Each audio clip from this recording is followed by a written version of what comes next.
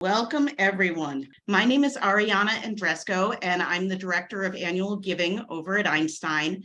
And I wanted to say thanks to you all for joining us this evening for our first Dean Society Leadership Update.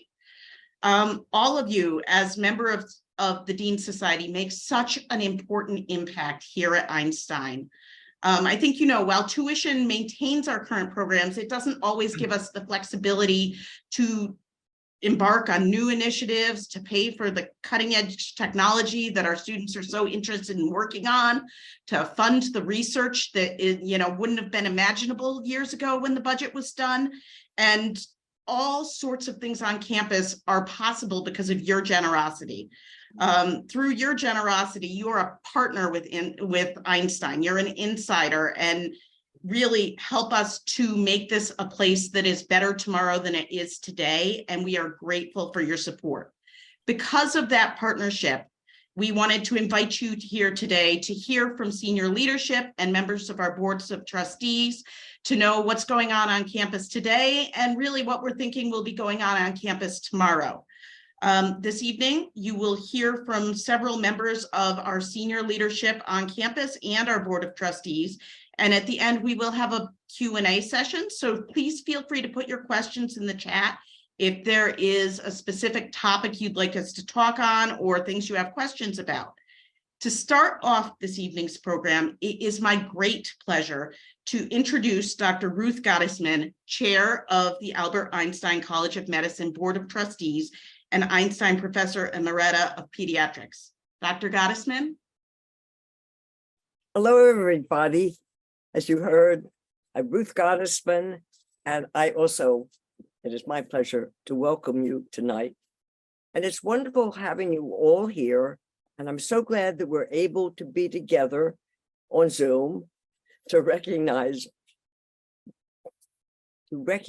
all of you in this very newly formed community of leadership annual donors at Einstein, our Dean Society's members.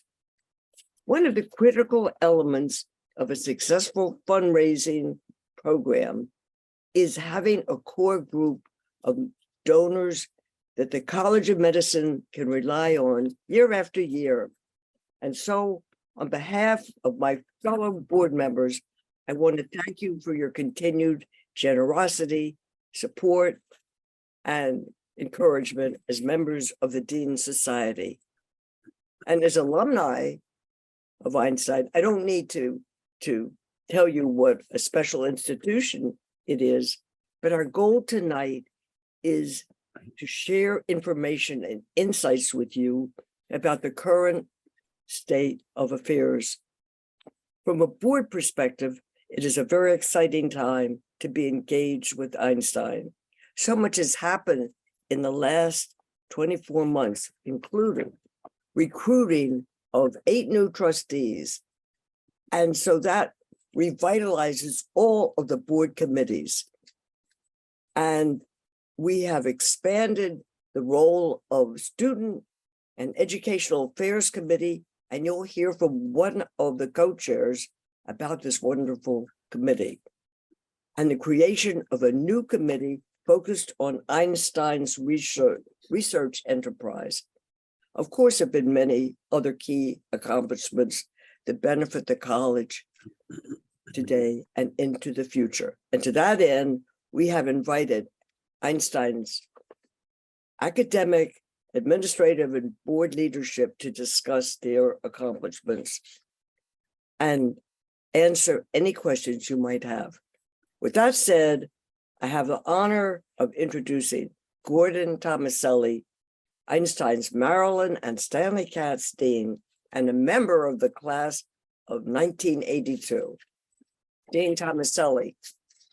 Thank you, Dr. Gottesman, and it's really a pleasure to be with you all here this evening, even if virtually, and hopefully at some point in the future, these meetings will be in person. And it's, with mixed emotions that I'm coming with you here tonight. And as many of you may know, my term as dean will be winding down in the next few months, and I just can't express what an honor it's been for me to serve as your dean, particularly considering this is my medical school. This is the place that launched my career. This is the place that allowed me any success that I've had in academic medicine over my career. And I'm eternally grateful for the chance to give back in some way. So you'll hear a lot tonight about a few areas of activity at the college, and I don't want to step on anybody's toes, so I'm just going to provide some general information and probably and hopefully an entree for some of the other speakers that will follow me. So it's Einstein was 40 years ago when I was here, and still is a thriving institution. We've now got over 1,900 faculty members and 20 research centers, and there are at any given time 1,000 students roaming around campus, including the 740 or so MD students and 120 MD PhD students, as well as our graduate students. This is pulled from a pool of now, over the last 3 years, nearly 10,000 applicants each year for the MD program. It's really quite amazing. And the features of Einstein when I was a student is it was a research intensive medical school and one built on social justice. And those two features really have not changed. And in fact, when we talk about kind of the research base and the research intensiveness of the medical school, we've been able to achieve over $200 million or around and over $200 million of federal funding each year for the last 3 years. And when one considers the number of principal investigators that we have on this campus, that ranks us in the top 10 consistently. And we have exceptionally strong areas of research. You'll hear more about this as well, but those include cancer, cancer biology, brain disorders and brain health, immunology and infectious disease, and diabetes and metabolism. It's been recognized by folks like you and a number of others that this is an important feature of what we do to support, and happy to report that we've recently received a $100 million anonymous donation to support activities on campus. This will be truly transformative. The springtime is an exciting time of year for us. There are lots of things going on, and I'm not going to go through them in detail, but I will provide you with a few highlights that might get more play later on in our discussion. But one of the things that we are very proud of is actually being one of the first NCI-funded cancer centers, and we recently had a revisit from the NCI cancer site visit team, and are anticipating a renewal and then perhaps an expansion of our cancer center with a grant that will be something that we call a comprehensive cancer center designation. We're hopeful that will be forthcoming. We know that the site visit team and the study section program committee are meeting now.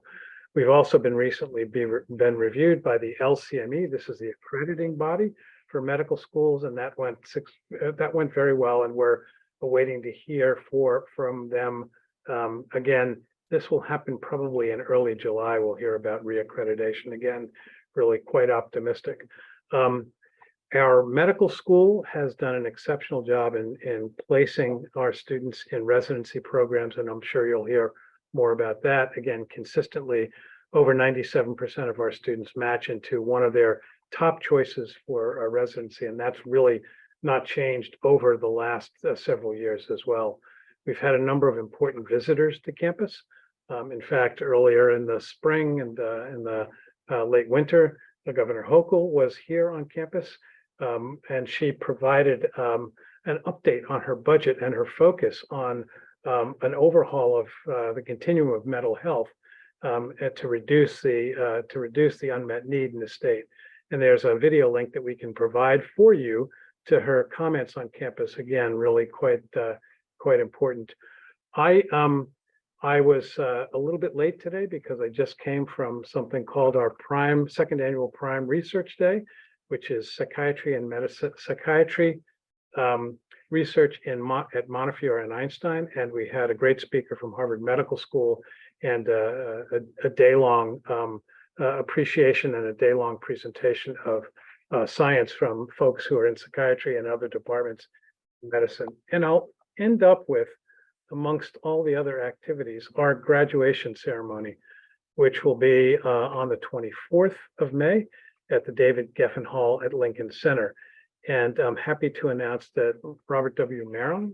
Bob Marion, who's a former director of CERS, will be our graduation speaker today. Bob's a terrific and alumnus from the class of 1979 and has been a leader at the College of Medicine for many years. He's now a distinguished professor. So why don't I stop there as part of an introduction to some of the other things that you'll hear, and allow some of the other speakers on the docket tonight to provide some updates. And I think I'm supposed to pass it off next to Dr. Josh Nosanchuk, who is a Senior Associate Dean for Medical Education. So Josh? Okay, so I'm Josh Nosanchuk. I have been at Einstein since 1995, and I'm going to take you through some of the things that we've been doing in the education area in the past few years. First, I just want to acknowledge that we have several programs at Einstein. The MD program is the largest. We have about 720 students in our 4 years. We have our PhD programs, and there are about 180 students in that. And then we have about 109 students who are taking both the MD and PhD program, and they complete their studies in anywhere from 6 to 10 years. We have several master's degrees, and I want to note that we have a brand new one. That's an association with Montefiore and the Lehman College, and it's a master's in biological sciences where 4 students from the Bronx are selected to engage really in the cancer center arena, hands-on in terms of learning. And we have a certificate program in bioethics. And of course, we have a very strong postdoctoral experience of about 260 odd senior investigative PhDs. So I just want to share the structure of the main education office. We report directly to Dr. Tomaselli, and the dean is incredibly supportive of education, and we're very grateful for that. We have a large number of individuals working in this area, and we work very closely with student affairs, admissions, and faculty development. Even though this may seem like a fair number of people in terms of 5 directors and 28 support staff, we're very lean relative to our peer institutions, especially the ones in the tri-state area. But we think we are providing incredible services and are doing good work. I just want to take you back to probably those of you who are MDs and went to school anywhere from 5 to maybe 40 plus years ago. When we were in medical school, you had a year 1 basic science, year 2 basic science, and then you went into your clinical experiences, and then your 4th year, you had these acting internship responsibilities and a variety of electives. And that is still standard in many places, but there's also been a real push to get students into the hospitals sooner so they can engage in the clinical experience that they really are desperate to get into. And over the course of the pandemic, because we were forced to make some very rapid changes back in March of 2020, and we were learning as we were going about opportunities that we could do to enhance our curriculum. And you can see here that we shifted to what I'm calling an integrated pre-clerkship experience that's 17 months long, and then to a year long of clerkships. But again, it starts 6 months earlier, roughly, than our students previously entered into the hospitals. And they have a much longer professional growth where they're doing very specific things to advance their own areas of expertise. That is, if you're going into orthopedics, you're going to do a few orthopedics rotations. If you're going into internal medicine, you're going to do some cardiology, infectious diseases, and so forth. So it really allows for a lot more individualization with that longer 4th year. So when we were looking at changing our curriculum, we were very focused on what is the strength and guidelines and guidance of our institution. And as you heard from Dean Tomaselli, we are a very research-intensive institution, but at our heart, we also are very focused on social justice. And so we looked at science, research, social justice, as well as our community as essential pillars of what we were going to be doing and the change of our curriculum. As well, we wanted to integrate. We didn't want things by themselves. We wanted basic science to be tied to a clinical area. So you're just not learning things in buckets, but it's really an understanding of the biology of what's happening in health and during illness. And COVID-19 is a great example of needing to understand the basic science in order to care for a patient and a community. So here's a little bit more granular activities here in terms of what's happening with our students over the course of that 17 months. And I'm showing you this not to say that we still have our biochemistry and immunology, and Dr. Goldstein, who you're going to hear from next, is the person who leads our immunology instruction. But we also have these integrated courses that not only go over the 17 months, but go throughout our 4 years. And that's our ethics and our doctoring course. And we have some new courses where we have focused on introducing higher scholarship and service to the community, and a very important course on health system science and health equity. These are our new courses, and they're incredibly impactful. And I was just at a gala for this program called the Neighborhood Initiatives Development Corporation, which Einstein was a founding member of back 40 years ago, and it was their 40th anniversary, and they had a gala, and the Bronx Borough President and our state senator were there. And during the meeting, they called out Einstein for its incredible partnership with community activities, and especially our new service course, which is a requirement for all students. And 2 of the students who are at one of our local schools as part of their service program at PS 96 were called out and asked to stand up, and the tent gave a standing ovation to the students. So that just shows you that we are already with our relatively new changed curriculum. And this course in terms of service just launched in August, and they're already making such an impact on our community, showing that what we're doing is highly valuable.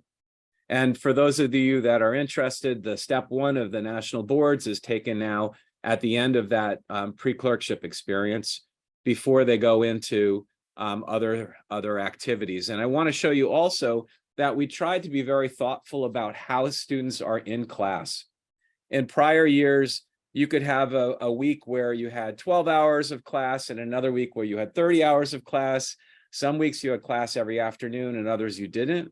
And it was very hard to structure research. It was very hard to structure your volunteerism in the community. And it was also very hard for our MD PhD students who are taking some graduate school courses to fit everything together. And so what we did is we blocked off 2.5 afternoons each week for people to do independent activities of various types. And we also have a quiz or an exam almost every week.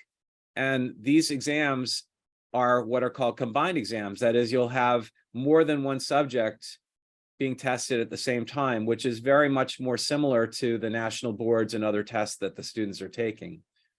And so far, it's been working very well. The students feel like it is a marathon, that they're getting tested all the time, but they used to sometimes have 3 or 4 tests a week, and that was really terrible and really led to more binging and purging of knowledge than maintenance. So this integrative process is really trying to maintain and reinforce learning over time. We introduced a new course called the Transition to Clerkship course, which is a 5-week course right at the beginning of their clinical experience. And in that, they are working with the leaders of the various clerkship rotations to learn how to write a note in pediatrics versus in surgery, to learn what rounds are like on OB versus pediatrics. They also have a refresher on laboratory medicine, so they're going to be really primed for when they hit the floor to work on the teams that they're assigned to. And they do have a clinical experience where they go on rounds on a team that they're not going to be assigned to at least once during that 5-week period to really allow them to acclimate much more smoothly into the very intense clerkship experience. We also have something called the intersessions and electives. the students have always wanted to have more opportunities to explore areas that might not be the core clerkships. And so what we've done is we have a 2-week activity where we identified 4 areas that we thought were very important and worked very specifically to have robust content on an elective. And the other electives, it's more experiential, but in these, there's a lot of didactics and other educational activities, and that's pathology, emergency medicine, radiology, and rehab medicine. In the other electives, it's really whatever you want to do. You can do cardiothoracic surgery, you can do more radiology, you have a lot of options. And then during integration, they are revisiting basic science, health system science concepts in a higher level. They're also doing more point of care ultrasound at a higher level and other activities that are trying to link basic clinical and health system science. In the 4th year, they have to do their step 2 at the beginning of that. It doesn't have to be at a specific time. They're given a choice of times where they can complete it. And they have to do what's called an acting internship. And Einstein still has 2 months of acting internships. Many of our sister schools have gone to a single month. We feel that it's really important. It's as close as you get to being an intern in medical school. And we give our students a lot of independence. We make them function as they are an intern, although we have very close supervision of them by interns and residents. And it's something that's very well liked in terms of the feedback we get on preparing them for residency.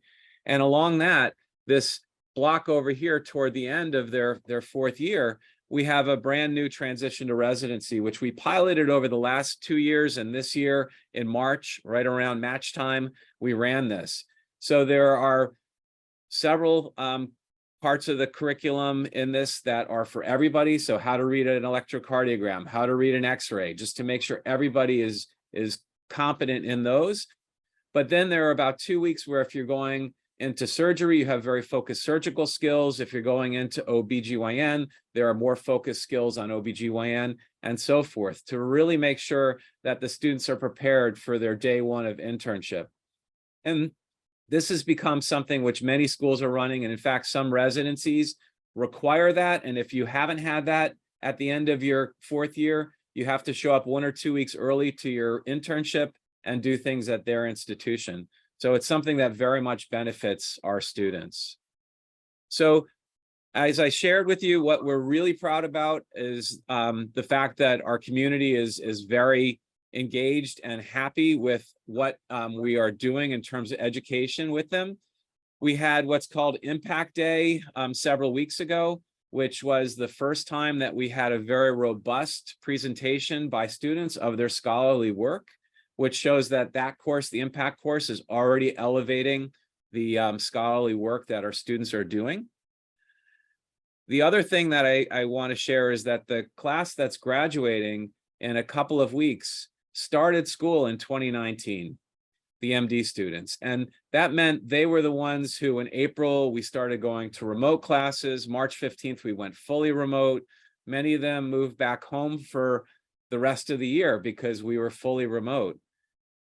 At the same time, those students were doing volunteerism, whether they were home in New Jersey or California, or they stayed on campus.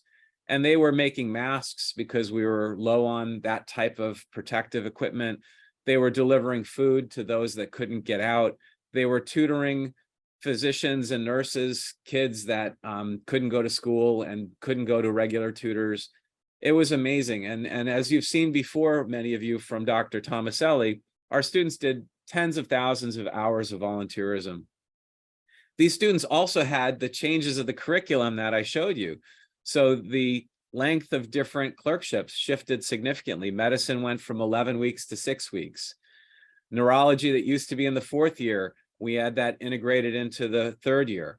So they were incredibly resilient. They did incredibly well. We have 185 MD students graduating in May 24th, and we have 27 PhD students, and 4 of those are getting both the MD and PhD.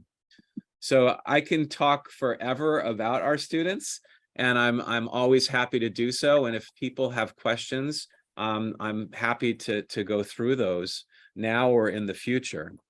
So I don't see any questions, so I'm going to turn you now over to Dr. Goldstein, who is a big threat in terms of a teacher, a scientist, an administrator. So Dr. Goldstein is our Senior Associate Dean for Scientific Affairs. He is a graduate of Einstein, 1980, if I can call that out. And with that, Dr. Goldstein, please. Well, thank you very much. And it was a great base in terms of the education that we're doing, and it's very exciting. And again, it's great to be here to speak to the Dean Society. And it's also nice to see some participants who I had the pleasure of meeting on Sunday at a wonderful alumni event. And as the Dean said, research is really one of the major lifebloods of the institution. And yesterday we even had one of our alumni, Ron DePino, who people may know, who gave a talk. And again, he really was inspiring in terms of the impact of research at Einstein, basically throughout all the scientific disciplines. And one really major advantage of the current Einstein-Montefiore synergism that we have had is the willingness and ability of Montefiore to invest in the research enterprise. And as people appreciate, research is not cheap. Recruiting new investigators is not something that it's very costly. And having the financial backing of Montefiore has enabled us to really revolutionize the level of cancer research that's going on here now, as opposed to it was about 2-3 years ago. And I'll just share a slide to kind of illustrate that. And can people see the slide? So this is, I'm looking at my other screen, so I'm not looking away from you. This is 49 new faculty recruits, and there's actually even more recruits since this slide was done a few months ago, that have been recruited to the Montefiore Einstein Cancer Center. And if you look at this, again, the pictures really tell you a lot more than me just telling you numbers, because every one of these pictures is an individual researcher that has an individual passion for a different area relevant to cancer research. And there's also a highly diverse group of researchers. We have 25 females, 8 of them are from underrepresented minorities, 23 of them are investigators in basic sciences, 21 are in clinical research, and 5 are population-based researchers. So again, this has been an unbelievable recruitment to the scientific enterprise at Einstein. In addition, if you look at the faces, many of them are relatively young. And that's so crucial for our research enterprise and for the medical school, is to continuously reinvigorate our faculty with new, young, excited, passionate investigators. Because Dr. Nosenchuk talked about our educational activities. Well, there's nothing that, to me at least, inspires our students than seeing investigators that are young, that are passionate, that are starting out, that can share their enthusiasm with the students and convert them into the next pictures that you're going to be seeing on these pictures in a few years. The places where these investigators came from is incredibly impressive in terms of the diversity and the stature of these research institutions. I mean, you can see Harvard, MIT, Memorial Sloan Kettering, MD Anderson, Cornell, Columbia, Mount Sinai, NYU, Johns Hopkins, NCI, Yale, Pittsburgh, Baylor, Vanderbilt. And again, what's also important is by recruiting investigators from different institutions, we also bring their perspectives to the Einstein research enterprise. A major concern is always, are you too inbred? Are you kind of having the people who think the same way? By bringing together these researchers, basic, clinical, translational, epidemiological, with their different perspectives, that will tremendously invigorate and enhance our research enterprise.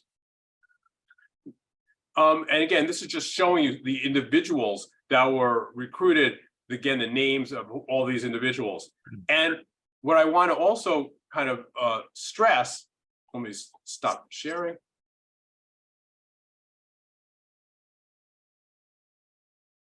I can't stop sharing. I have a runaway mouse. There we go. And what's the diversity of the departments that these investigators, am I okay now?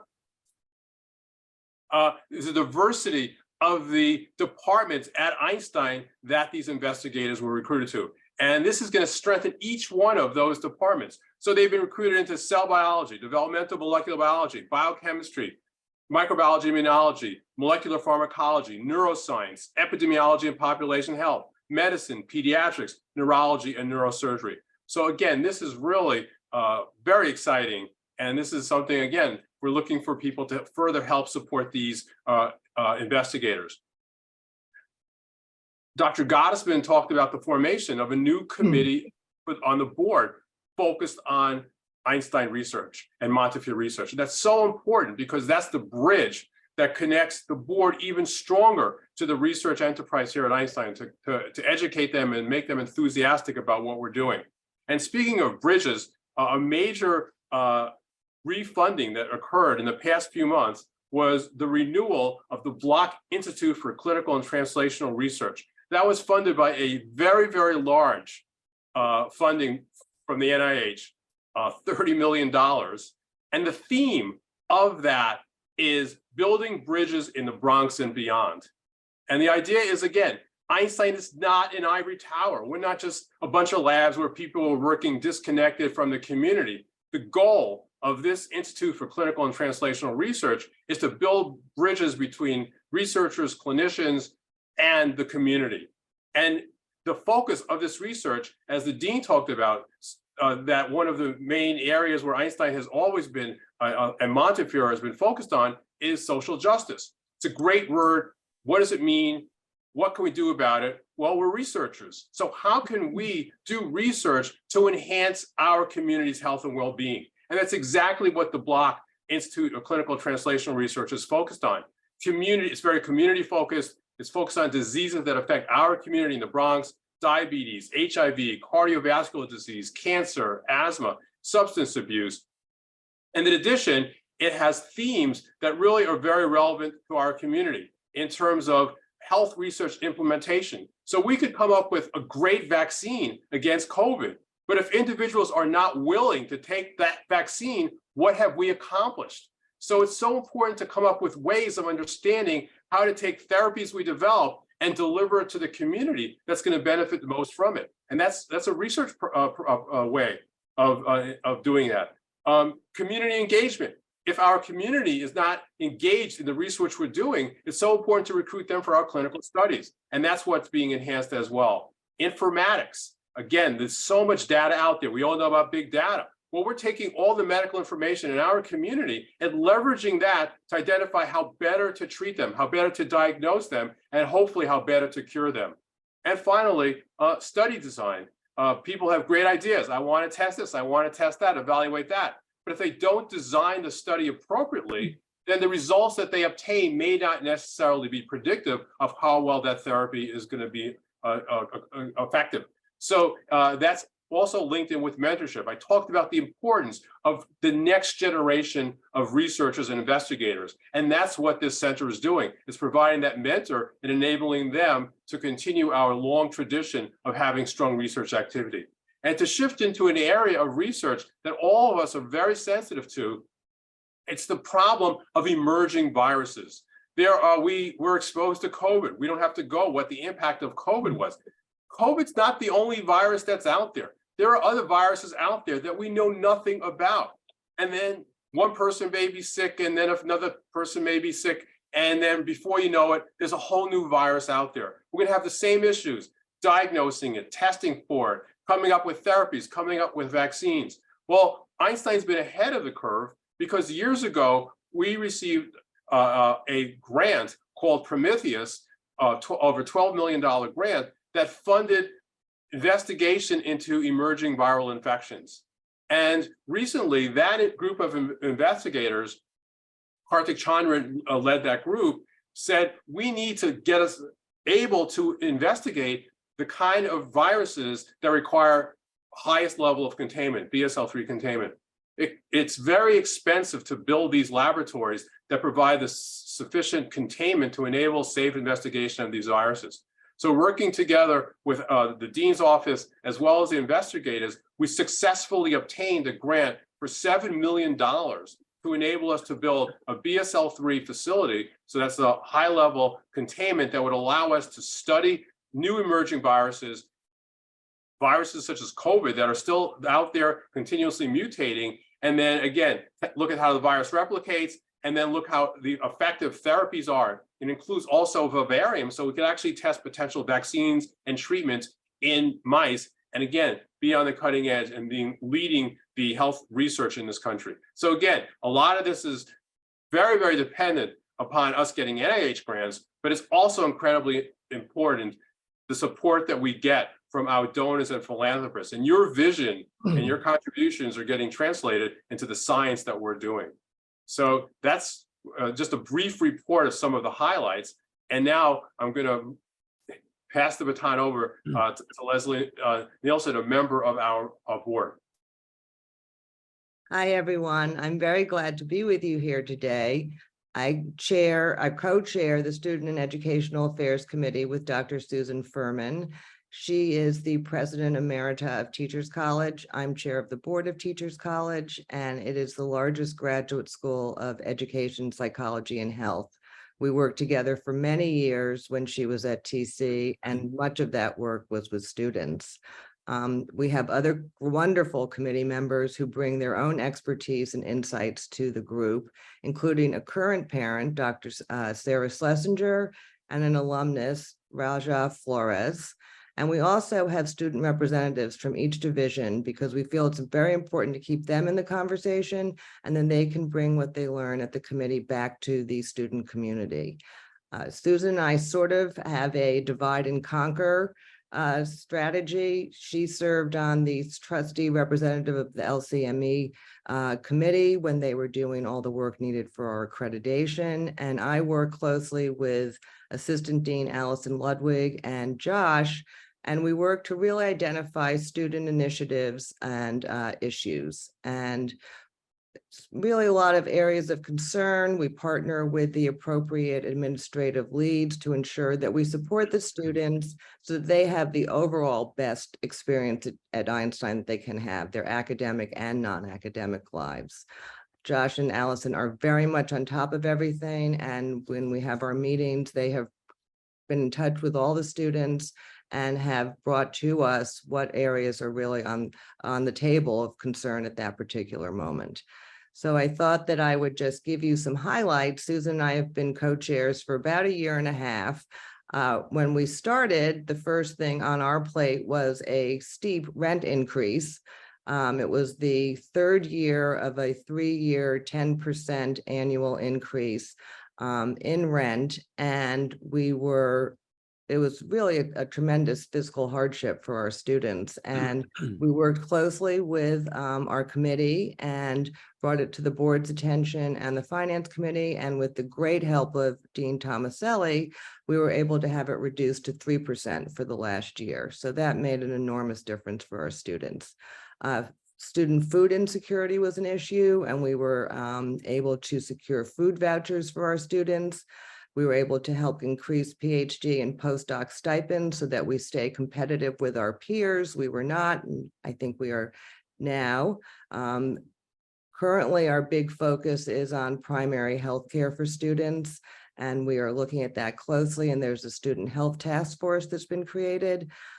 There were Wi-Fi problems that were persistent, and we met with the head of IT, and he explained what was behind all these issues and what the resolutions were, and that has worked out well.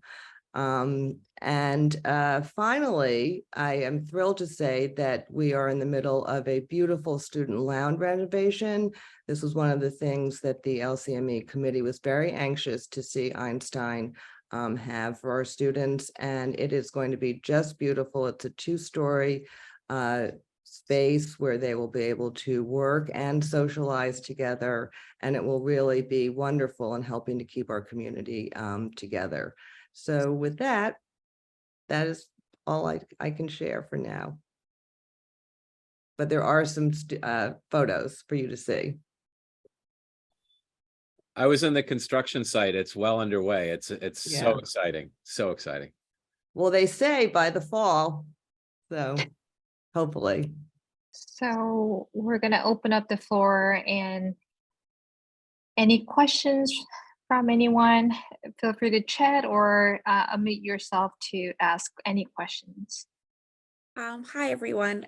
Shelly Ann Sharp here. Thank you. I'm so sorry I came in a little bit late. I just had a question for the last presenter. Where will the student lounge be located, and what will be the access like for the students? Will they also have access to it on, like say a student can't go home for the holidays, or, will they have access when the school itself is closed?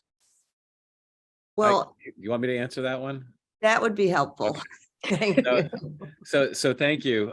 The school never closes. We have 24/7 access all year round.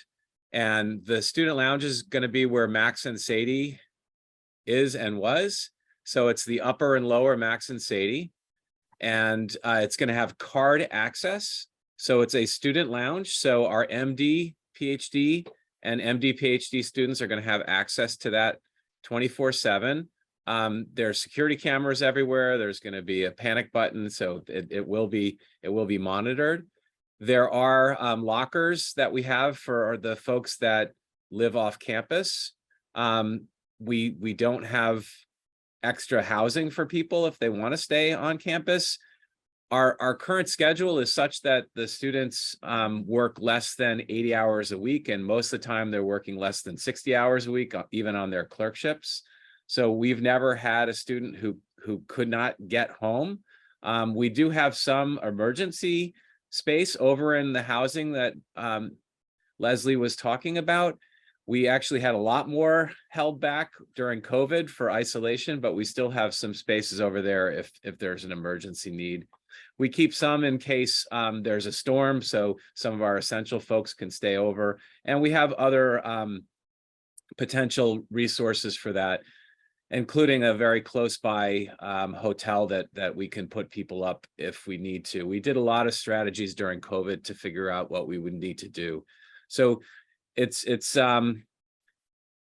really exciting to have this space. We do want to continue to expand other areas. So I'll share that last summer we renovated the basic labs, that histology and my course that I used to run, microbiology, immunology, and hematology in the labs. We've changed those over to classrooms with carpeting and nicer desks and chairs, which has really enhanced the student experience there. And this summer, we're going to convert another 3 of those double rooms into regular classrooms. We're not converting all of them because, as I shared, this master's in biological sciences, some of them, the coursework is going to be at the bench, and we have a summer program for one of our pathways where they'll be doing bench work. So we need to keep some of our wet labs for those types of training experiences. But it's very exciting that we are slowly transforming these rooms into much more effective spaces.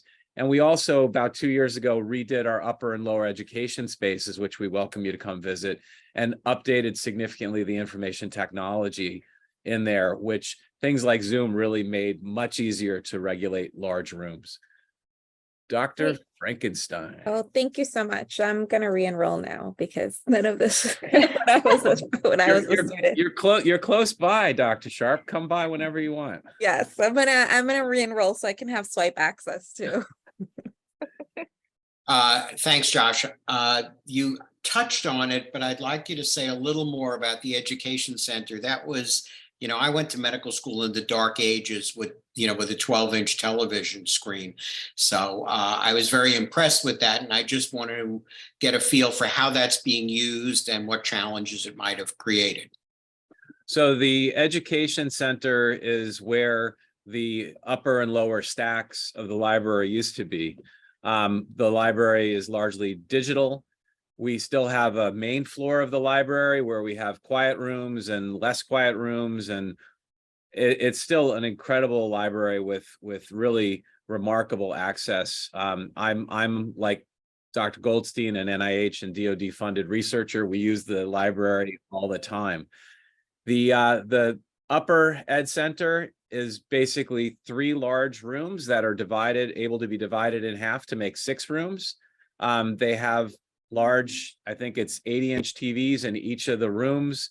We can sync them all together or have them all work independently. Outside of that, there is a row of study carrels that students, to Dr. Sharp's point, I've been there at 6 in the morning and I've seen students there, and I've been there at 10 at night and seen students studying there. The lower education space is a very large open space where we can have our entire first year class.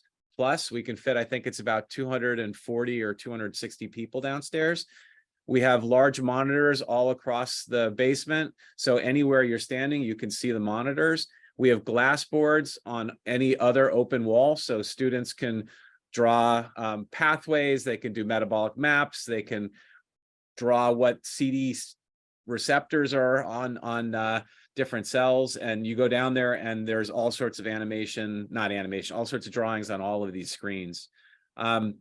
We have a great sound system.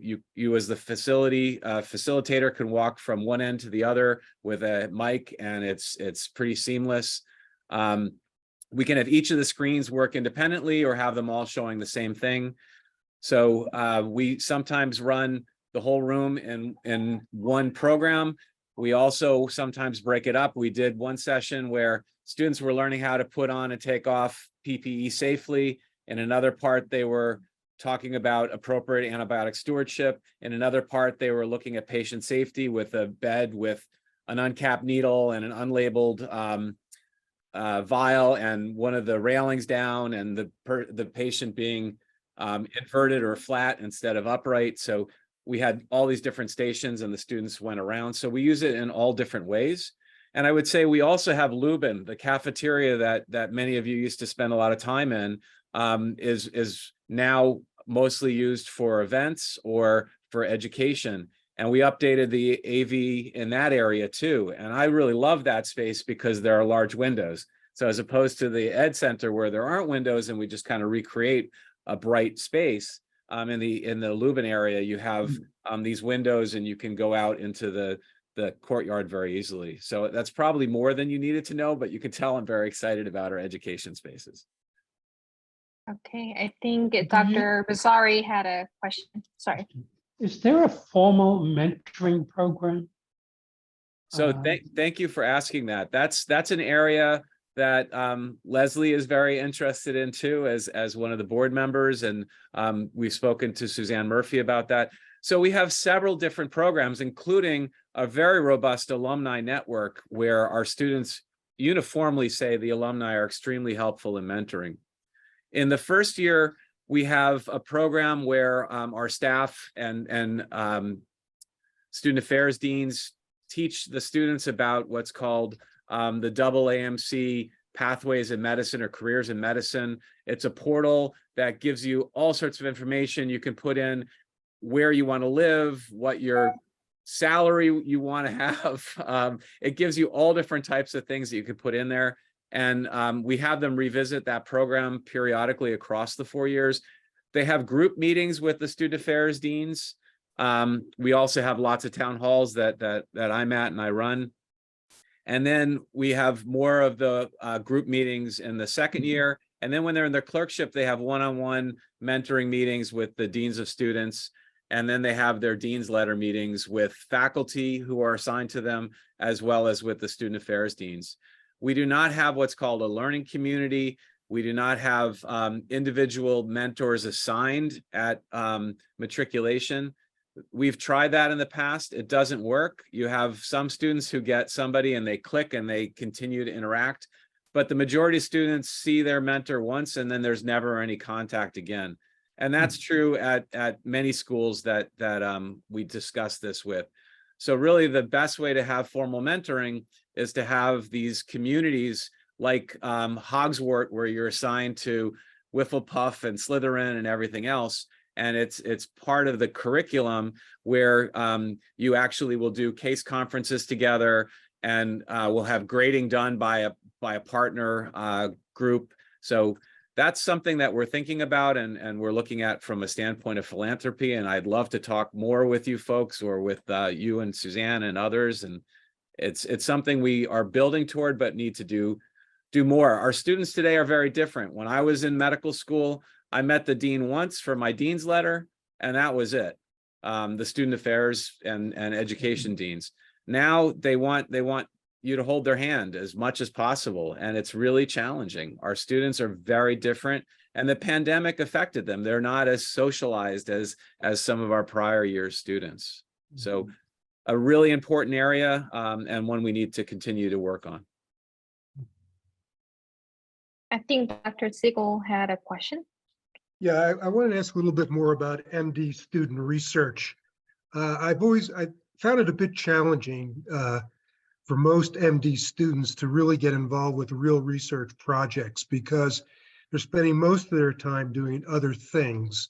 I wanted to ask Dr. Goldstein if he's come up with a successful program. And then the second question, are there stipends available for students who want to do research?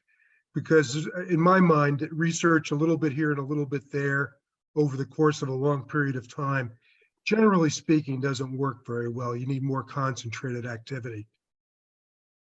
So I'm actually a successful product of the Einstein MD research training process. I actually applied to the MD PhD program and got turned down. So I didn't, take that as a negative. I just said, okay. And then when I came to Einstein, I actually actively got involved in research between the first and second year. I worked full time in a laboratory.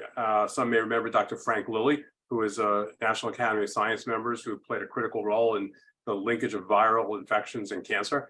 And then continued working in his laboratory during my second year, some of our free time. And again, Dr. Nussenschuck spoke about the free afternoons that are available to the students. And that's a great slot where students can continue to go back into the lab, be involved in laboratory meetings to kind of keep their finger on the pulse of what's going on in the laboratory. And then in my fourth year, I did 5 months elective time working in the laboratory of Dr. Matty Scharf and also Dr. Ari Rubenstein. And actually was able to get a paper and a lot of experience. And then did my residency. But then when I was applying for my fellowship, I wanted to work in Tony Fauci's laboratory at the NIH. And my ability to show I have experience, this is what I've done, this is what I've accomplished, played an important role in me getting that fellowship. And so fast forward 30 years later, and we've further developed that. The summer is an opportunity that all students have to do research. They actually get a stipend for doing research during that period. I would say, and Dr. Nussenschuck may have better numbers, but about half of the class takes advantage of that time. Einstein students have a scholarly project requirement. So they have to complete a paper on a scholarly project by the time they graduate. And many students use their research experience as the basis for writing that paper. So that's a great incentive for them to do that. And their students, we get them excited, and those students can continue working in laboratories. Students can take a year off. Howard Hughes has a program that some students have taken advantage of to get further experience for a year, use elective time. And we have an office of student research that really helps mentor and encourage these students to do student research. So I think you're clearly a exceptional person, but what it sounds to me like you don't see any room for any changes. Things are going extremely well, and you like the program, and So no room for improvement. no, there's always room for I would improvement. So guess. let me give some more information to shine some light on a few things that Dr. Goldstein shared.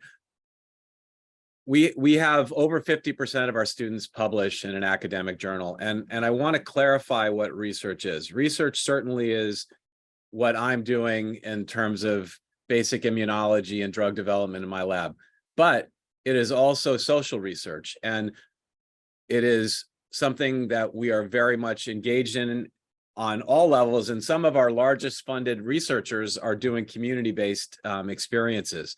So science and research, they're not necessarily one-on-one. There are all sorts of types of research that we're really embracing, including educational scholarship. So we have all different types of things happening here. The summer, they get a $2,500 stipend, and We have usually about 140 of our 183 students that will do research of some kind. Some of them are on the wet bench, some of them are doing clinical research, and some of them are working in our community organizations. We have about 30 to 35 or so students that will take a gap year. That's typically between when they finish their clerkships and when they start their 4th year. We do have scholarships for that. We would love to have more. The scholarships are $16,000, and they have not changed in about 15 or 20 years in terms of that stipend. So we have those individuals. Some of them take that clinical research training program, the master's program, in which they're expected to publish 2 papers. And those are supposed to be very high-level scholarly activities. And we have, as you heard from Dr. Goldstein, a large number of people that will take 5 months to do a research block during their 4th year. It's also very different, the students that we get, compared to when we went to school, where most of us rolled right out of college into medical school. We have many students who have taken 2 or 3 or more years at the NIH, at Einstein Labs. We have usually a handful of people that have been in one of our labs for several years before coming into school. So they're coming very differently, and they do very high-level work. I just was reviewing a paper that a student published in JAMA Open Network on how the redlining of districts here in New York City are specifically linked to health outcomes, and how these socially racist practices are directly linked to health outcome. And that's research, and that's a great paper. So I think we need to look at things in different ways. But what we are doing is we have these tracks that we're trying to build up. So if you want to do health system science research, we have faculty who are expert in that or are doing cutting edge work in that area. If you are trying to do basic science research, we have basic scientists who are their mentors in that pipeline. For education research, one of our associate deans is expert in that and teaches at the Harvard Macy and other programs.